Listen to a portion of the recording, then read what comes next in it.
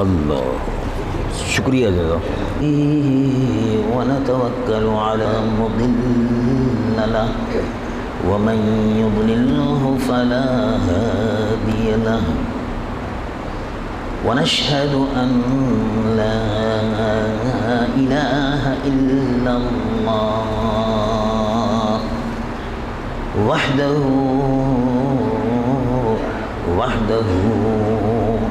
وحده لا شريك له ونشهد أن سيدنا ونبينا وحبيبنا ومولانا محمد صلى الله تعالى عليه وسلم الذي أرسل إلى الخلق كافة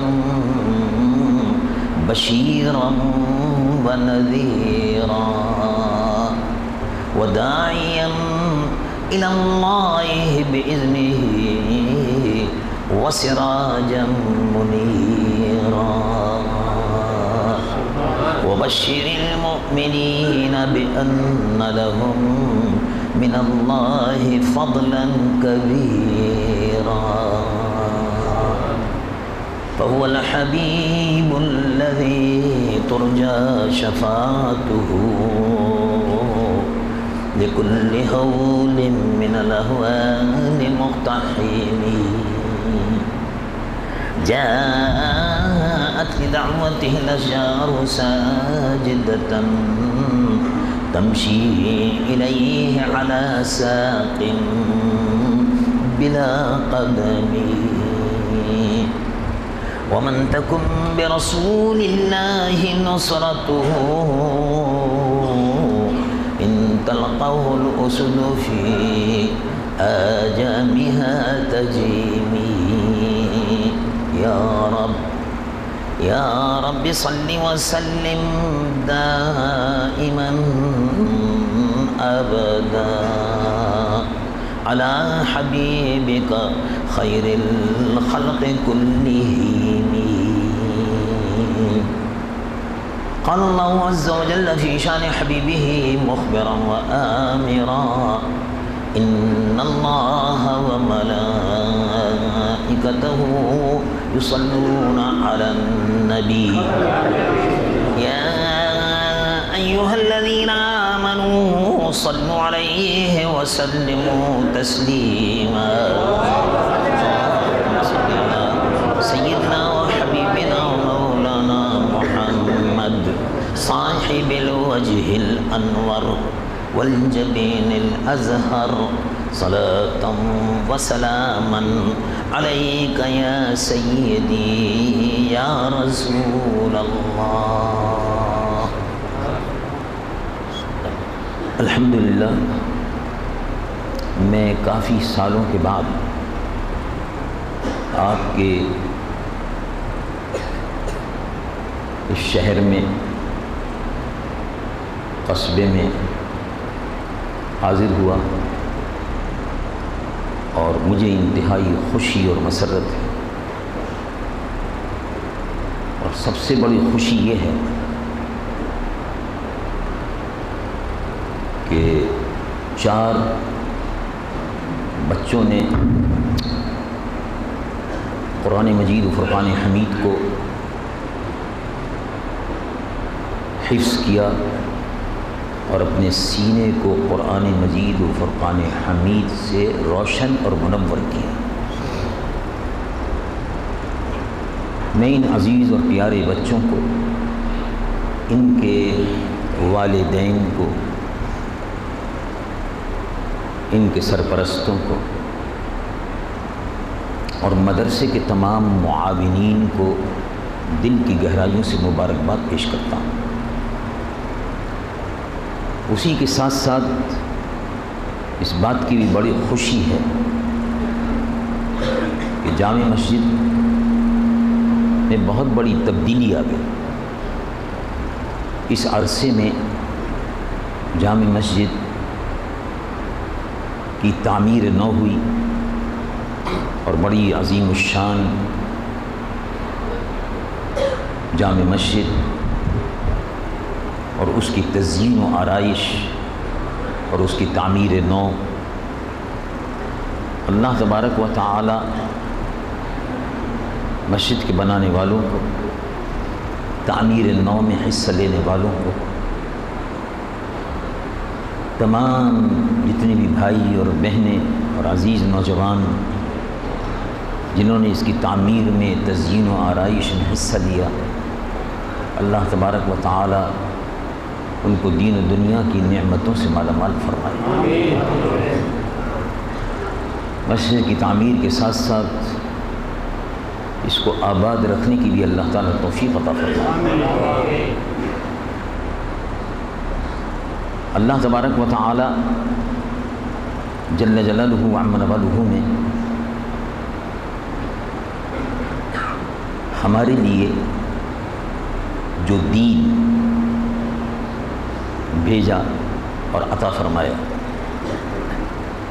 اس کو اسلام کہتے ہیں، اور اس کے لانے والے، اس کے عطا کرنے والے ہمارے آقا و مولا خاتم الانبیاء والمرسلین، شفیع المذنبین، رحمت للعالمین،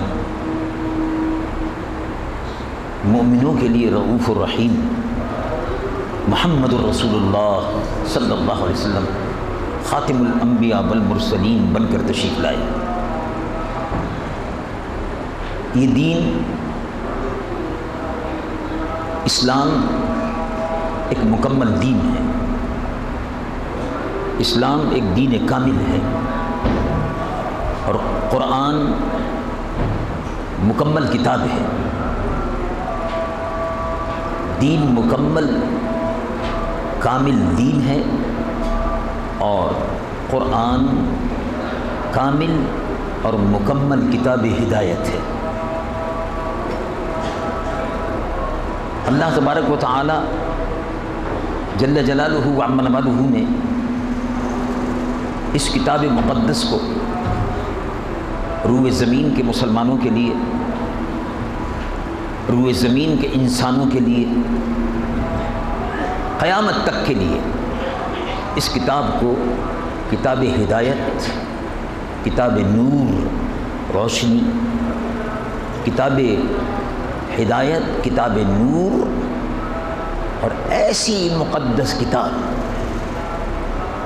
جو ہمیشہ روشنی کی طرح سے ہماری رہنمائی فرماتی رہے گی۔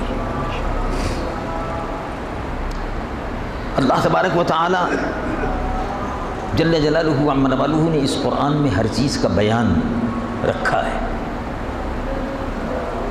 قرآن مجید و فرقان حمید سے پہلے توریت، انجیل اور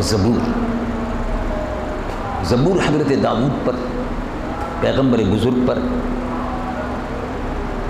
توریت بزرگ پیغمبر حضرت موسیٰ پر، انجیل بزرگ پیغمبر حضرت عیسیٰ پر حضور پر نور صلی اللہ علیہ وسلم سے پہلے نازل فرمائی گئیں۔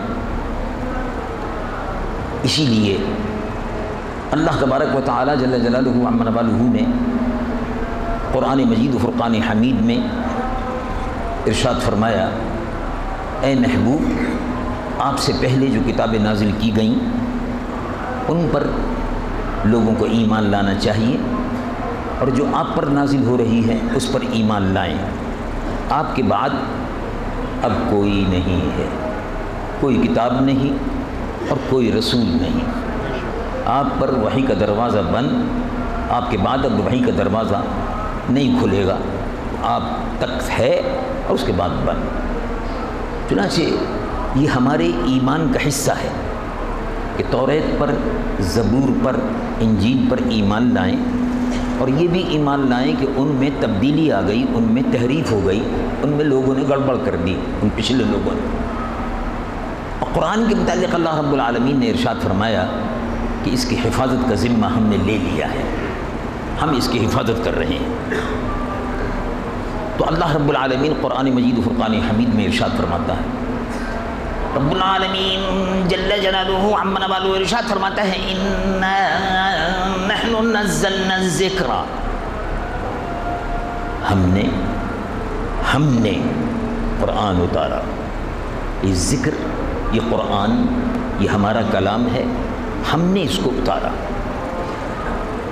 اور جب ظاہر ہے ہم نے اتارا ہے تو ہم، اب یہ ہمارے ذمے ہے، کیا آپ کے ذمے نہیں ہے؟ اللہ رب العالمین نے خود ذمہ لے لیا۔ کاہے کا ذمہ لیا؟ بڑی اہم ذمہ داری ہے، اس لیے کہ پہلے جو کتابیں تھیں ان میں تبدیلی آئی، یحرفون الکلم عن مواضعہ، وہ تحریف کرتے تھے، ادھر سے ادھر کر دیا، آیتیں بدل دی، پچھلی امتیں یہی کرتی تھیں۔ تو اب جو اتارا قرآن، تو ارشاد فرمایا رب العالمین جل جلالہ عم نوالہ ارشاد فرماتا ہے، اِنَّا نَحْنُ نَزَّلْنَا الذِّكْرَ وَإِنَّا لَهُ لَحَافِظُونَ، ہم نے اس ذکر کو اتارا اور ہم ہی اس کی حفاظت کے ذمہ دار ہیں۔ اللہ نے اس کی حفاظت کا ذمہ لے لیا۔ تو اب دیکھو کیسی حفاظت ہو رہی ہے، کیسی حفاظت ہو رہی ہے کہ 1450 سال ہو گئے، قرآن جیسا مدینہ منورہ میں اور مکہ معظمہ میں رسول اللہ پر اترا، ایسا ہی قرآن آج ویسا ہی موجود ہے۔ سبحان اللہ، کوئی تبدیلی نہیں آئی، ایک لفظ ادھر سے ادھر نہیں ہوا، ایک حرف ادھر سے ادھر نہیں ہوا، ایک لفظ ادھر سے ادھر نہیں ہوا۔ وَإِنَّا لَهُ لَحَافِظُونَ، ہم اس کے محافظ ہیں۔ اس قرآن کا بڑا مرتبہ ہے، اس کی بڑی عظمت ہے، یہ اللہ کے رسول پر اترا، اللہ تعالیٰ نے اس کی حفاظت کا ذمہ لے لیا۔ اس کی حفاظت کا ذمہ کیوں لیا؟ کوئی تو وجہ ہوگی، کیونکہ اس کی حفاظت کا ذمہ اس لیے لے لیا کہ یہ اللہ کا کلام ہے۔ یہ بات تو غلط ہے،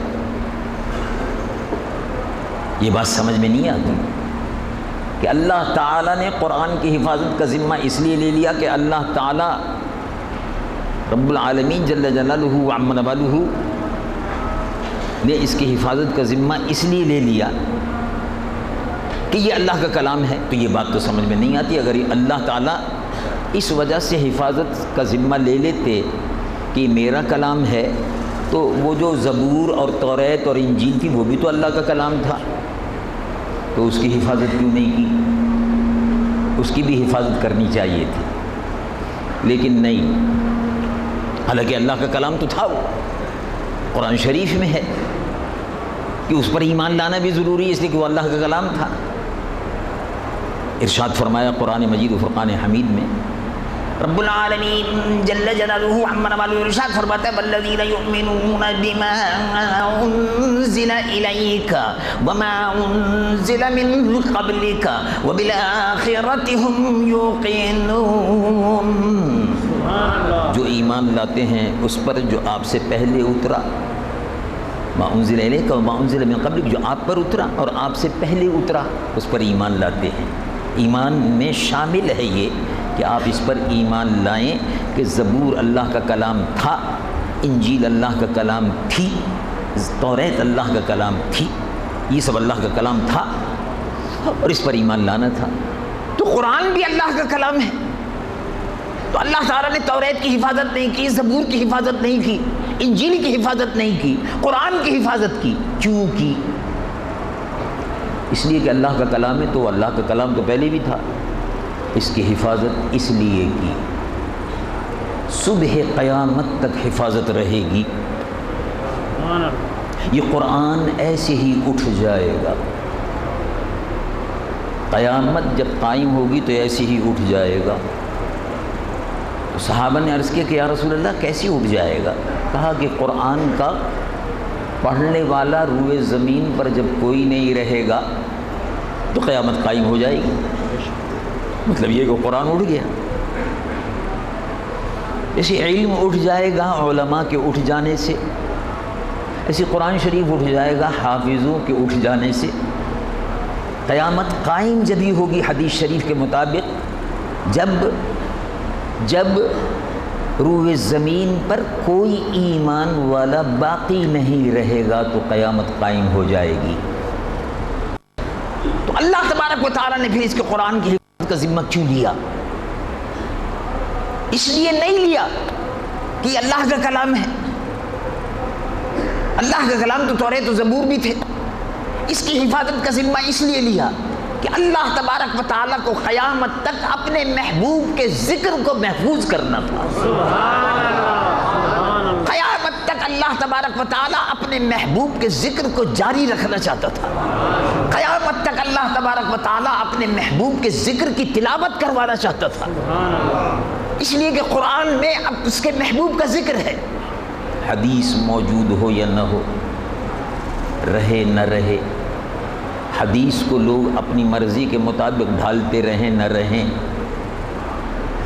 حدیث میں رسول اللہ کا بیان موجود رہے نہ رہے، اور رسول اللہ کے بیان کو پڑھ کر بعض لوگ چڑھتے رہیں نہ چڑھتے رہیں، اس پہ اعتراض کرتے رہیں نہ کرتے رہیں، ضعیف بتاتے رہیں، مرضی کی نہ ہو تو کہہ دیں ضعیف ہے، مرضی کی اگر ہو تو کہہ دیں ٹھیک ہے، مرضی کی نہ ہو تو کہہ دیں صحیح نہیں ہے۔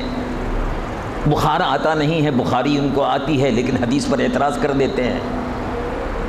تو اللہ رب العالمین نے فرمایا ہم اپنے محبوب کے ذکر کو قرآن میں باقی رکھیں گے۔